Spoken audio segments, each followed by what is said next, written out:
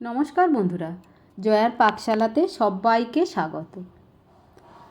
আজকে ওল্ড দিল্লির famous chicken changezi করে দেখাবো। 1 কিলো চিকেন নিয়ে খুব ভালো করে ধুয়ে জল ঝারিয়ে রেখেছি। 2 চামচ আদা রসুনের পেস্ট দিয়ে দিলাম, 1 চামচ হলুদ গুঁড়ো দিলাম, 1 চামচ লঙ্কার গুঁড়ো, 1 চামচ জিরার গুঁড়ো আর 2 চামচ ধনিয়ার গুঁড়ো এখানে দিয়ে দিলাম। 1 চামচ নুন দিয়ে দিলাম, অর্ধেক পাতিলেবুর রস দিয়ে দিচ্ছি। এর বদলে আপনারা ভিনিগারও ব্যবহার করতে পারেন।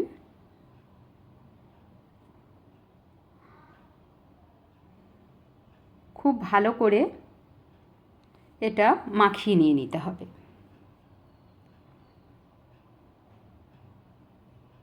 হাত দিয়ে এইভাবে খুব ভালো করে মাখিয়ে নিলে চিকেনের মধ্যে মশলার পেস্টটা খুব ভালো করে যায়।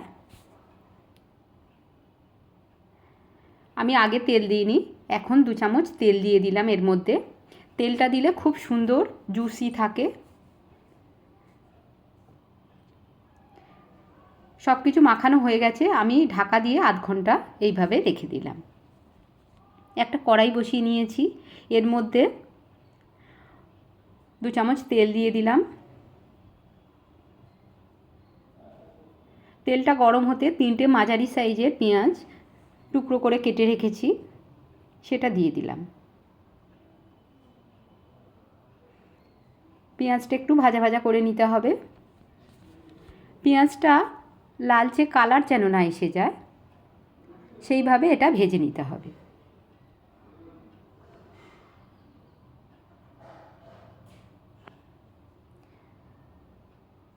পেঁয়াজটা একটু ভাজা ভাজা হয়ে গেছে, এর মধ্যে আমি 6টা কাঁচা লঙ্কা দিয়ে দিলাম। ঝালটা যেমন খাবেন সেই অনুপাতে দেবেন।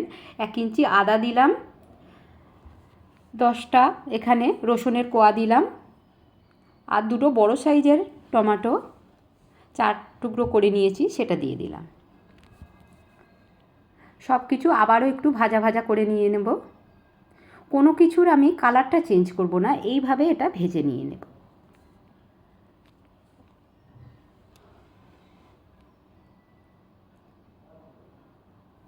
বেশ ভাজা ভাজা হয়ে গেছে, আমি এই সময় তুলে নিয়ে নিলাম একটা পাত্রের মধ্যে।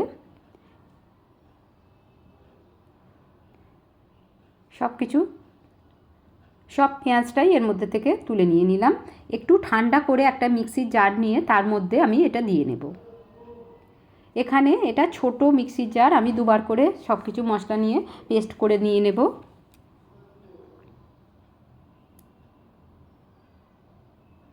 অল্প একটু জল দিয়ে দিলাম, জল অ্যাড করে দিলাম, দিয়ে এটা আমি একটা খুব সুন্দর বানিয়ে নেব।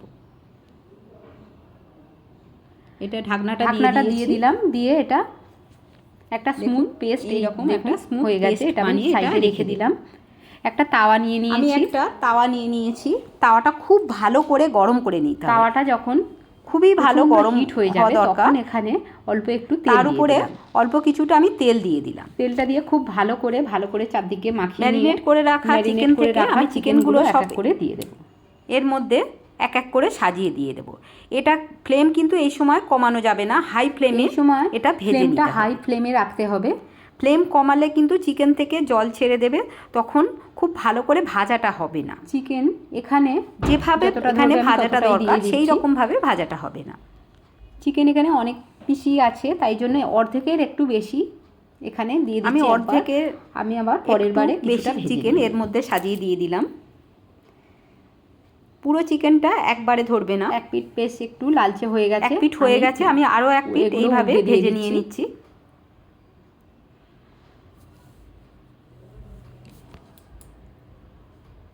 একদিকটা বেশ ভালো করে লালচে করে সুন্দর ভাজা হয়ে গেলে তখন আর এক পিঠ সুন্দর একটা কালার এসে গেছে, একটা স্মোকি ফ্লেভার এখানে আসবে।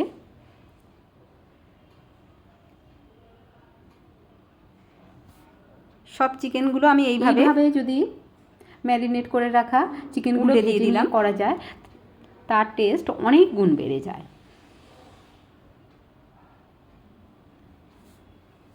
এক পিঠ বেশ ভালোই হয়ে গেছে, সবগুলোই আমি উল্টে পাল্টে দিয়ে দিয়েছি। এই দিকের এই দু পিস চিকেন খুব ভালো করে হয়নি, এই দুটো আবারও আমি দেওয়া হয়নি, এটাও উল্টে দিয়ে দেব।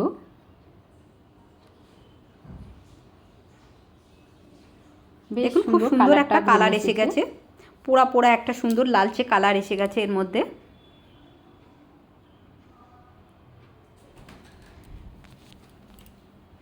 বেশ সুন্দর কালার। আবারও এটা ভাজা ভাজা করে নেব, অলমোস্ট হয়ে এসেছে। তারপরে আমি বেশি আসেনি, ওই জন্য কিছু জায়গায় এগুলো কালারে হয়ে গেছে, আমি কিছু কিছু এর মধ্যে থেকে আমি তুলে নিই, যেগুলো খুব সুন্দর কালার এসে গেছে সেগুলো আমি এক এক করে তুলে নিয়ে নিচ্ছি। এইভাবে এক এক করে আমি সমস্ত চিকেনগুলো তুলে নিয়ে নিচ্ছি।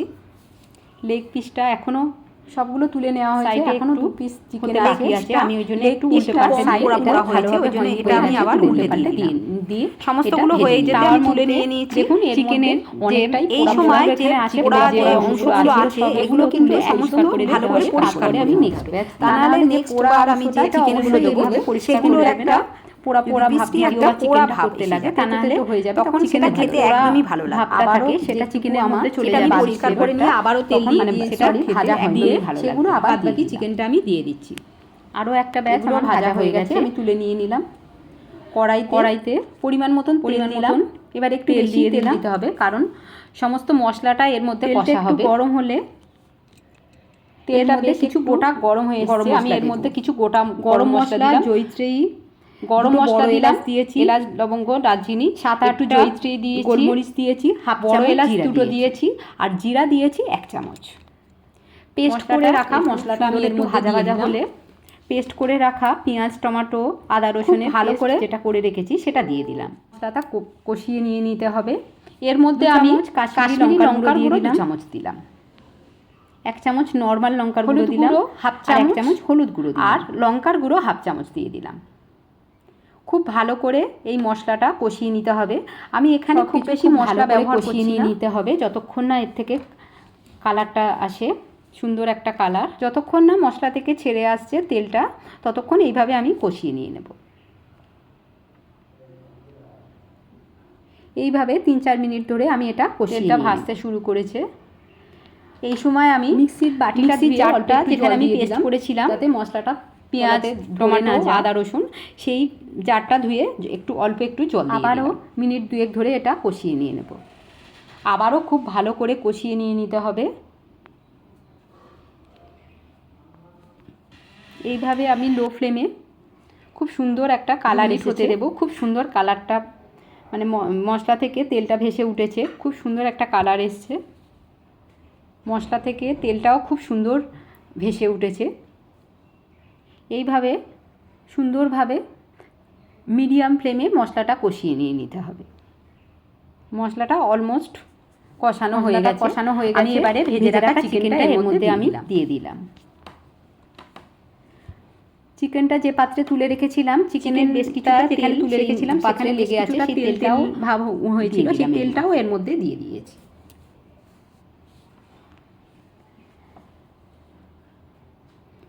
চিকেন মশলা ভালো করে ভালো করে কষিয়ে নিতে হবে। আমি এখানে আপনারা কোনো জিরা বা ধনিয়ার গুঁড়ো ব্যবহার করতে পারেন, আমি ওটা ব্যবহার করি। মশলাটা কষানোর সময় আমি চিকেনের মধ্যে তখন দিয়েছি, বেশি কিছু এখানে মশলার দরকার হয় না। ধনিয়ার গুঁড়ো দিতে সুন্দর লাগে এইভাবে ভেজে চিকেনটা করলে, তবে বেশি মশলার এখানে প্রয়োজন হয় না। অসম্ভব সুন্দর একটা টেস্ট আসে অল্প মশলাতেই। এইভাবে আমি 3-4 মিনিট ধরে কষিয়ে নেব।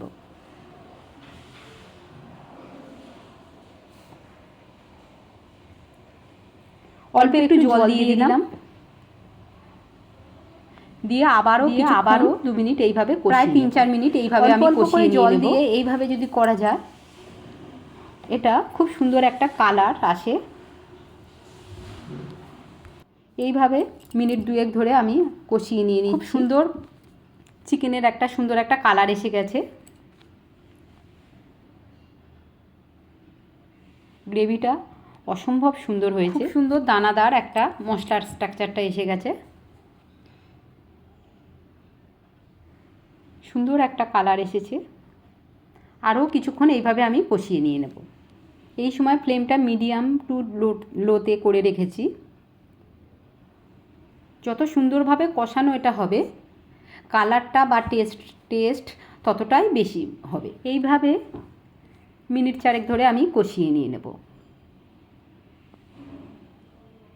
কষাতে কষাতে আমি এর মধ্যে ধনিয়া পাতা দিয়ে দিলাম। এক মুঠো যদি কষানোর মাঝে পাতা দিয়ে দিলাম, একটু ধনিয়া পাতা দেওয়া যায়, তাহলে দিয়ে আমি আবার কিছুক্ষণ খুব সুন্দরভাবে এর মধ্যে যায়।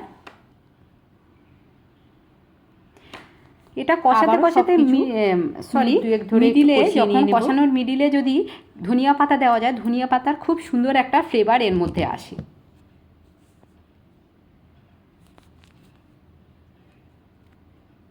খুব সুন্দর, দেখুন মশলা থেকে কালারটা আসছে, তেলটা ভেসে উঠেছে। আমি এর আগে নুন ব্যবহার করিনি, 1 চামচ নুন দিয়ে অল্প একটু জল দিয়ে দিলাম। বাটিরও উষুম গরম জল, ছোট্ট বাটির 1 বাটি উষুম গরম করে নিয়েছি জলটা, সেটা দিয়ে দিলাম। এখানে মোট আমি ছোট বাটির 1 বাটি জল ব্যবহার করেছি। দিয়ে এটা ঢাকা দিয়ে আমি একটু ঢাকা দিয়ে দিলাম। এইভাবে 4 মিনিট হতে দেব। কিছুক্ষণের জন্য ঢাকনাটা খুলে নিয়েছি। নিয়ে একটু নাড়াচাড়া করে আবারও নাড়াচাড়া করে ঢাকা দিয়ে দিলাম। ঢাকনাটা খুলে নিয়েছি। এইভাবে আমি কিছুক্ষণ হওয়ার পরে 1.5 মিনিট হতে দিলাম। দিয়ে আবারও ঢাকা দিয়ে এটা একদম লো ফ্লেমে এটা হতে দিয়েছি, যাতে খুব সুন্দর কালারটা এর মধ্যে কালার ভেসে উঠেছে, সিদ্ধটাও খুব ভালো হয়। এমনিতেই এখানে ভেজে নেওয়াতে ওখানে 60% সিদ্ধ হয়ে গেছে। এইভাবে মিডিয়াম হয়ে এসেছে এটা, আমি হতে দেব। গরম মশলা এটা হয়ে গেছে, বন্ধ করে আমি এটা একটা প্লেটের মধ্যে সার্ভ করে নিয়ে উপর থেকে কিছুটা ধনিয়া পাতা সুন্দর দেখতে লাগছে।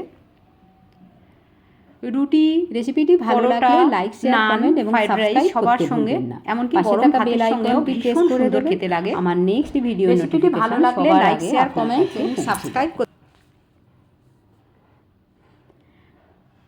রুটি, পরোটা, নান, ফ্রাইড রাইস, গরম ভাতের সঙ্গেও অসম্ভব সুন্দর এটা খেতে লাগে। কেমন লাগলো অবশ্যই কমেন্ট বক্সে জানাবেন।